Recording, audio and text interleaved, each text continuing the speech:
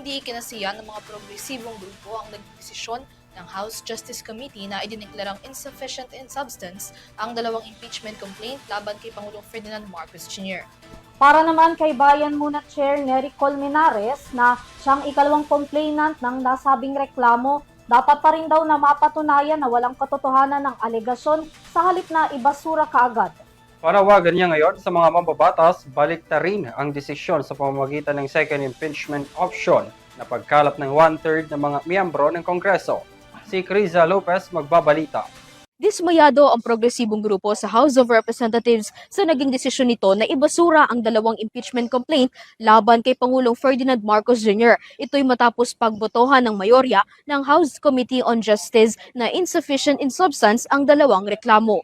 Ayon kay Bayan Muna Chairperson Attorney Nery Colmenares, isa rin sa mga complainant ng pangalawang reklamo, ginamit ulit ng mga miyembro ng komite ang mga argumento sa pagbasura ng impeachment laban kay dating Pangulong Gloria Macapagal Arroyo. Dun sa desisyon ng Justice Committee kahapon na i-dismiss ang impeachment complaint on the ground na insufficient ang substance using the arguments na ginamit noon para i-dismiss din ang mga impeachment complaint kay Gloria Arroyo. Anya ng dating mambabatas, bagamat aligasyon ang pinaparatang sa Pangulo, kabilang ang kasong sibil at kriminal, lahat umano ito ay dapat patunayan sa korte. Isa sa binigyan niyang halimbawa ang reklamo ng Maza et al. Na tumanggap umano ang Pangulo ng kickback mula kay Yusek Jojo Cadiz. Marami pa nagsasabi sa kanila na mga aligasyon lang yan, hindi naman yan facts. Na ginigiit ng mga complainants, doon dapat yon sa hearing. Kasi ang kailangan lang dito, may recital ka ng facts na pag naprubahan mong totoo sa hearing, impeachable offense, yun lang.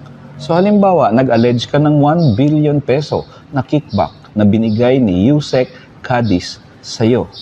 Pag napatunayan ba yan sa hearing, impeachable offense yan? Of course, yes. So may substance ang impeachment complaint.